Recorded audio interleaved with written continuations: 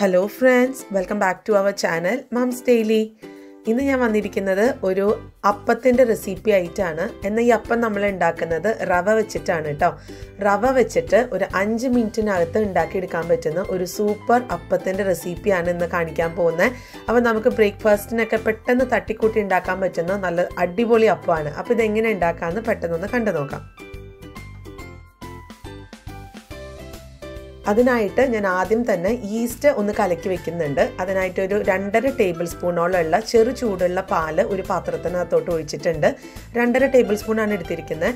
ഇതിനകത്തോട്ട് ഇതാ ഞാൻ active east, dried active east എന്ന് പറഞ്ഞിട്ട് 2 തരത്തിൽ ഈസ്റ്റ് മേടിക്കാൻ കിട്ടും. ഒന്ന് നമുക്ക് ഡ്രൈഡ് ആക്റ്റീവ് എന്ന് പറഞ്ഞ് മേടിക്കാൻ കിട്ടും, വേറൊന്ന് ഇൻസ്റ്റൻ്റ് ആയിട്ട് തന്നെ നമുക്ക് മേടിക്കാനും കിട്ടും. ഇൻസ്റ്റൻറ്റ് ഈസ്റ്റ് എന്ന് പറയുമ്പോൾ നമുക്ക് ഇതുപോലെ പാലിലൊന്നും കലക്കി അല്ലെങ്കിൽ ചെറു ചൂടുവെള്ളത്തിലൊന്നും കലക്കി വെക്കേണ്ട, നേരിട്ട് തന്നെ നമുക്ക് ആ അരയ്ക്കുന്ന അരപ്പിൽ അങ്ങ് ചേർത്ത് കൊടുക്കാം. ഇന്നിപ്പോൾ ഞാൻ ഡ്രൈ ഈസ്റ്റ് എടുത്തിരിക്കുന്നത് കൊണ്ട് നമ്മളിതുപോലെ ഒന്ന് ചെറു ചൂടുവെള്ളത്തിൽ ഒന്ന് പുളിക്കാൻ വേണ്ടി വെക്കണം.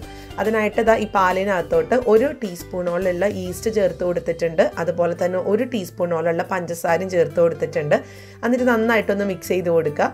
അപ്പോൾ ഇതിവിടെ ഒന്ന് ചെറുതായിട്ടൊന്ന് പൊന്തി വരുന്നത് വരെ നമുക്കൊന്ന് വെയിറ്റ് ചെയ്യാം. ഒരു 5 മിനിറ്റ് മതിയാവും. അപ്പോൾ അതവിടെ ഇരിക്കട്ടെ.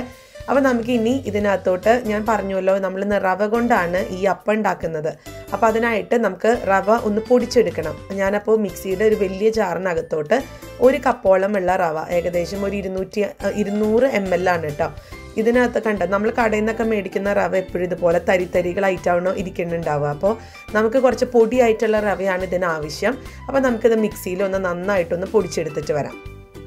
അപ്പം ഞാൻ മിക്സിയിലൊന്ന് പൊടിച്ചെടുത്ത് വന്നിട്ടുണ്ട്. ഇതുപോലെ നമുക്ക് പൗഡറായിട്ട് കിട്ടും. ഇപ്പം മൈദപ്പൊടിയുടെ പോലെ ഒന്നും അത്രയും ഫൈൻ പൗഡറായി കിട്ടത്തില്ല. ചെറിയൊരു തരിപ്പുകൾ കാണും, പക്ഷെ അത് കുഴപ്പമില്ല. നമുക്ക് ഇത്രത്തോളെങ്കിലും നമുക്ക് കിട്ടണം. അപ്പോൾ ഇനി നമുക്ക് ഇതൊക്കെ ഒന്ന് മിക്സ് ചെയ്യാനായിട്ട് ഒരു ബൗൾ എടുത്തിട്ടുണ്ട്. ഇതിനകത്തോട്ട് നമ്മൾ പൊടിച്ച് വെച്ചിരിക്കുന്ന റവ, 1 കപ്പോളമുള്ള റവ ചേർത്ത് കൊടുക്കുന്നുണ്ട്. അടുത്തത് ഇതിനകത്തോട്ട് ഒരു 1/4 കപ്പോളമുള്ള മൈദപ്പൊടിയാണ് ചേർത്ത് കൊടുക്കുന്നത്. നിങ്ങൾക്ക് മൈദയ്ക്ക് പകരം ഗോതമ്പ് പൊടിയാണെന്നുണ്ടെങ്കിലും ചേർത്ത് കൊടുക്കാം കേട്ടോ. ഞാനിവിടെ മൈദ ചേർത്തു എന്ന് മാത്രം. ഇനി ഇതിനകത്തോട്ട് ഒരു 1/2 ടീസ്പൂണോളമുള്ള ഉപ്പും ചേർത്ത് കൊടുക്കുന്നുണ്ട്. പിന്നെ 1 മുട്ടയാണ് ചേർത്ത് കൊടുക്കുന്നത്. മുട്ട ചേർക്കുമ്പോൾ മുട്ടയുടെ മഞ്ഞയും വെള്ളയും ഒരുപോലെ ചേർക്കുന്നുണ്ട്. ഇനി മുട്ട ഇഷ്ടമില്ലാത്ത ആൾക്കാരാണെന്നുണ്ടെങ്കിൽ മുട്ട ചേർക്കാതെ ഈ ഒരു സ്റ്റെപ്പ് നിങ്ങൾക്ക് ഒഴിവാക്കാം കേട്ടോ. മുട്ട ചേർക്കണം എന്നില്ല. ഇപ്പം നമ്മൾ നേരത്തെ കലക്കി വെച്ചിട്ടുള്ള ഈസ്റ്റൊക്കെ ഇങ്ങനെ ചെറുതായിട്ട് പതഞ്ഞൊക്കെ പൊന്തി വരുന്നുണ്ട്. അതും കൂടെ നമ്മൾ ഇതിനകത്തോട്ട് ഈ ഒരു പൊടിക്കകത്തോട്ടൊന്ന് ഒഴിച്ചു കൊടുക്കുകയാണ്. ഇനി നമുക്കിത് നന്നായിട്ടൊന്ന് മിക്സ് ചെയ്തെടുക്കണം. ഞാനിപ്പോൾ തൽക്കാലത്തേക്ക് വെള്ളമൊന്നും ആദ്യം ഒഴിക്കുന്നില്ല. ജസ്റ്റ് ഒന്ന് ആ ഒരു മുട്ടയൊക്കെ നന്നായി മിക്സ് ആവുന്നത് വരെ ഒന്ന് ഒരു കയ്യിൽ വെച്ചിട്ടൊന്ന് മിക്സ് ചെയ്തെടുത്തിട്ട് വരാം.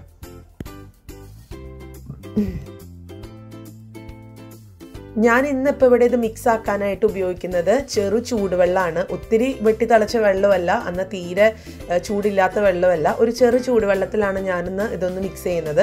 നിങ്ങൾക്ക് ചെറു ചൂടുവെള്ളത്തിന് പകരം ചെറു ചൂടുള്ള തിളപ്പിച്ചിട്ടുള്ള ചൂട് അത്യാവശ്യമുള്ള ചെറു ചൂടുള്ള പാലാണെന്നുണ്ടെങ്കിലും നിങ്ങൾക്ക് ഒഴിച്ചു കൊടുക്കാം. അപ്പോൾ ഈ 2 ഏതെങ്കിലും ഒന്ന് നിങ്ങൾക്ക് ഒഴിച്ചതൊന്ന് മിക്സ് ആക്കാവുന്നതാണ് കേട്ടോ.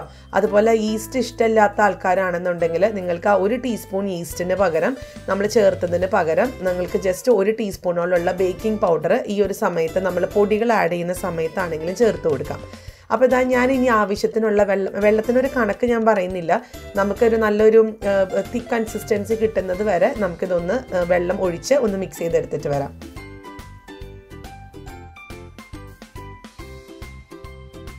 അപ്പം ഞാനിതിങ്ങനെ ഈ ഒരു കൺസിസ്റ്റൻസിയിൽ എടുത്തിട്ടുണ്ട്. നമ്മളിത് മിക്സിയിൽ അടിക്കാൻ പോകുന്നുണ്ട് കേട്ടോ, കാരണം അതിലത്തെ കട്ടകളൊക്കെ പോകാൻ വേണ്ടിയിട്ട്.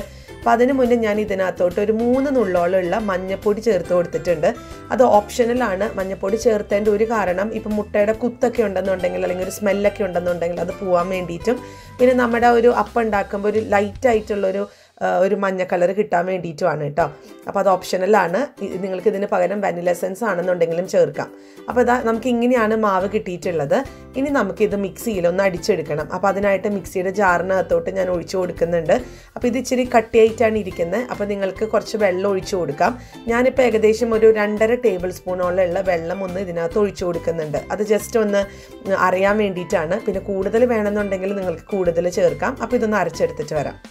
അപ്പോൾ ഇത് നല്ല പേസ്റ്റായിട്ട് അരച്ചെടുത്ത് വന്നിട്ടുണ്ട്. അത് അരച്ചെടുക്കുന്നത് എന്തിനാണെന്ന് വെച്ചാൽ ഇതിനകത്ത് എന്തെങ്കിലുമൊക്കെ ഈ മൈദയുടെ കട്ടകളൊക്കെ ഉണ്ടെന്നുണ്ടെങ്കിൽ ഒന്ന് പോകാൻ വേണ്ടിയിട്ടാണ്. അപ്പോൾ ഞാനിതൊരു ബൗളിനകത്തോട്ടൊന്ന് മാറ്റി ഒഴിക്കുന്നുണ്ട്.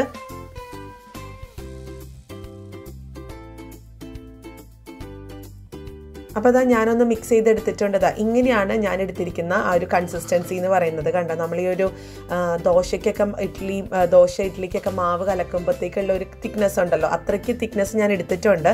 ഇത്രയും വേണം എന്നൊന്നുമില്ല. നിങ്ങൾക്ക് ഇച്ചിരി തിന്നായിട്ടൊക്കെ ഇരിക്കുന്നതാണെന്നുണ്ടെന്നുണ്ടെങ്കിൽ നിങ്ങൾക്ക് കുറച്ചും കൂടെ വെള്ളം ആഡ് ചെയ്യാം.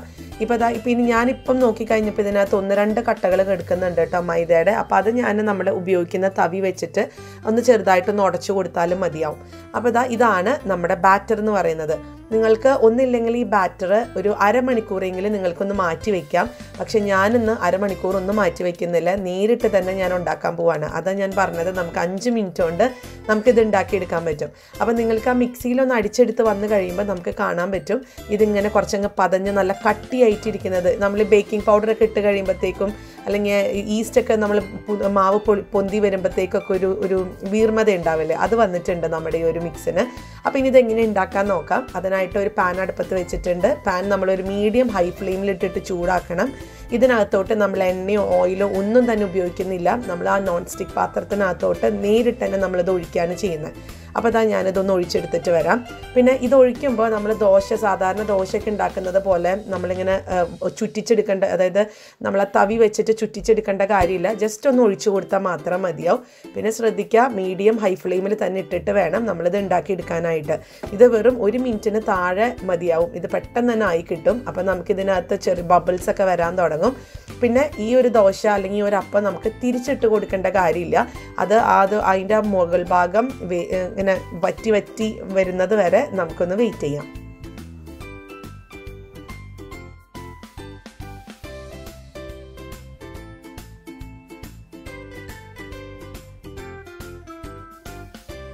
അപ്പോൾ ഇതാണ് നമ്മുടെ അപ്പം. റവ കൊണ്ടുള്ള അപ്പം ഇവിടെ റെഡിയാണ്. വളരെ സിമ്പിൾ ആയിട്ടുള്ള അപ്പമാണ്. 5 മിനിറ്റിൽ നമുക്ക് ഇത്രയും സോഫ്റ്റ് ആയിട്ടുള്ള അപ്പം കിട്ടിയിട്ടുണ്ട്.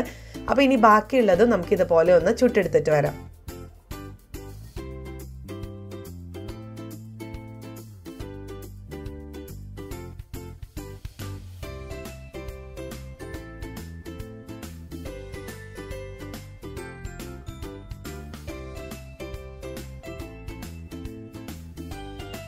അപ്പോൾ അങ്ങനെ ഞാൻ എല്ലാ അപ്പം ഇതുപോലെ ചുട്ടെടുത്ത് വന്നിട്ടുണ്ട്. കണ്ടോ, നല്ല കുഞ്ഞു കുഞ്ഞു ഓട്ടകളൊക്കെ വന്ന് നല്ല ഭംഗിയുള്ള ഒരു അപ്പമാണ്.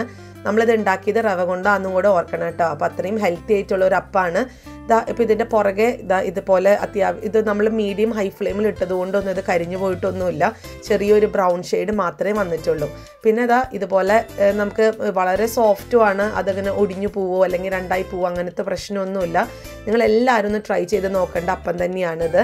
പിന്നെ നിങ്ങൾക്ക് ഇഷ്ടപ്പെട്ട് കഴിഞ്ഞെന്നാൽ നിങ്ങൾ ലൈക്ക് ചെയ്യാനും ഷെയർ ചെയ്യാനും കമൻറ്റ് ചെയ്യാനും ഒന്നും മറക്കരുത്.